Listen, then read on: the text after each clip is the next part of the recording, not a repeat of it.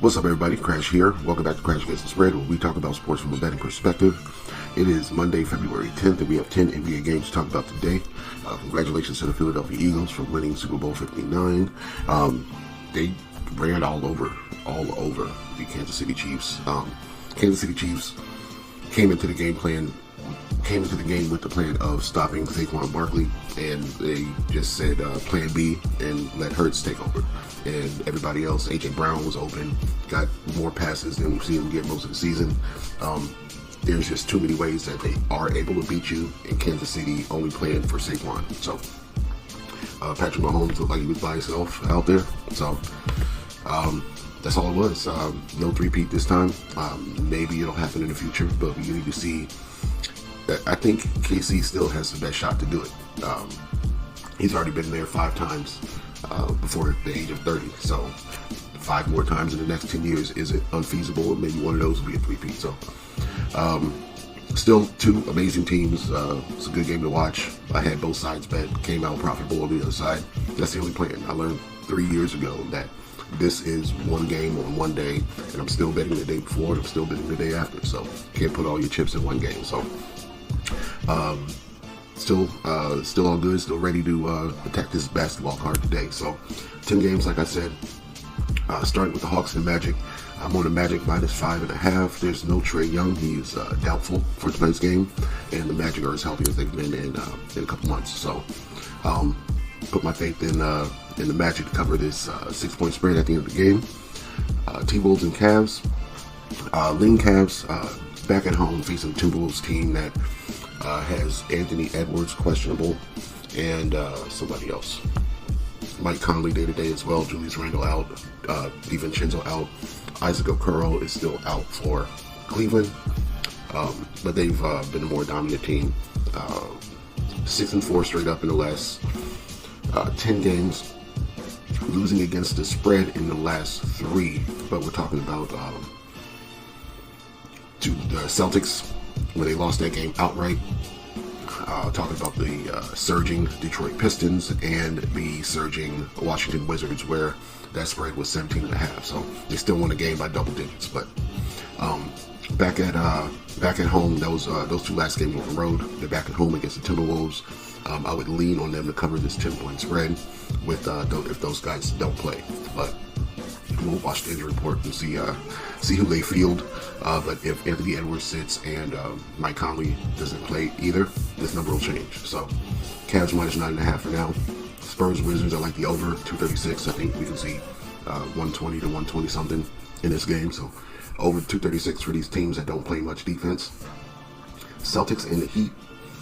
I kind of want to lean Heat here at home against the Celtics team that has been up and down versus the spread.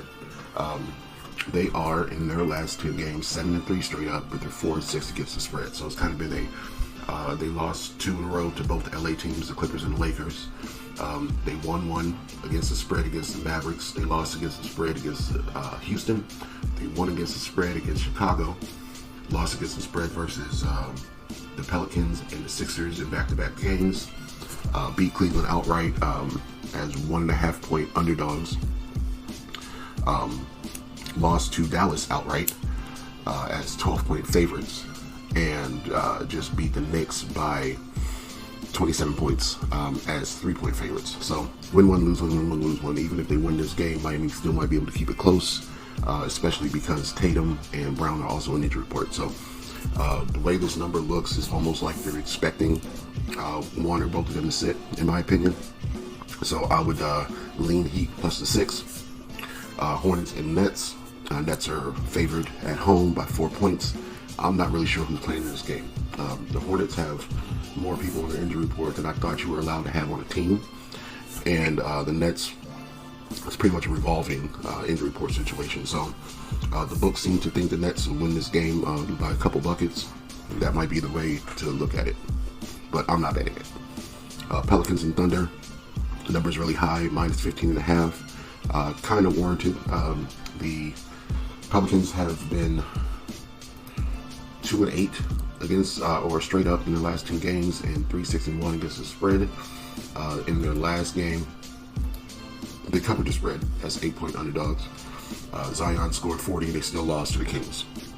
So, not sure what's going on over there. Usually, if somebody's out, somebody notable is out for the Pelicans, they're a fade. So, Murray's out for the season. Herb Jones is out with a shoulder injury. Bruce Brown and Kelly Olynyk are out. They just haven't played yet since they were traded to the team. And yeah, it's just CJ and Zion out there. So I'm going to probably stay off this game, but kind of lean OKC. Warriors and Bucks. I like the Warriors. Giannis is out for this game, and I think the longer the Warriors play together, the more that this is going to come together with Curry and Butler. So Warriors minus the 6 on the road. Kings and Mavs. Lean Kings. All the starters are out or questionable for Dallas, so not really sure who's playing yet. PJ Washington, if he sits, I think all we're going to have out there really is Daniel Gafford. Okay, so we got Christie day-to-day, Exum day-to-day, Washington day-to-day. Anthony Davis is going to be out for at least a month. Dwight Powell, questionable. Lively out. Look at this other site. Alright. Yeah. So Christie, right shoulder strain. Exum, Achilles. Washington is an ankle injury.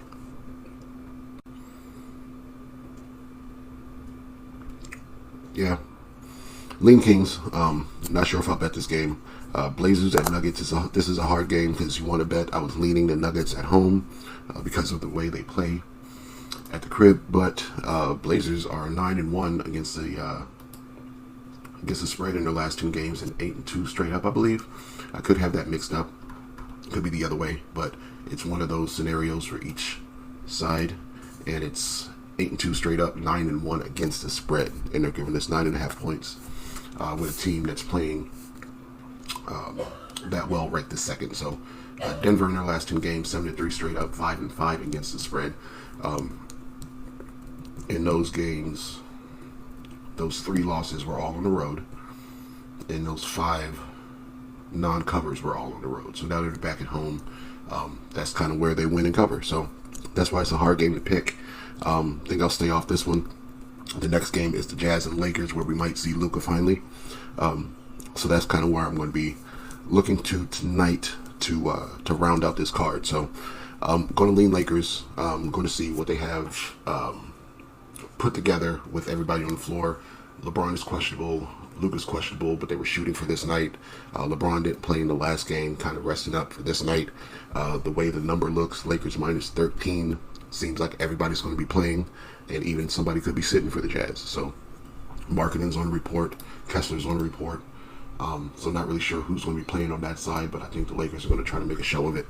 And that's what I'm hoping for. So Lakers minus 13 to end out the night. So if I had to narrow those down, I like the Magic minus the 5. I like the over 236 in the Spurs-Wizards game. I like the Heat and the Celtics, Heat plus 6. I like the Warriors minus 6 against the Bucks. And I like the Lakers minus 13 against the Jazz. So those are my 5 picks. Lock those in. Let's get this money. We will be back tomorrow to talk some more NBA. I'll see you then.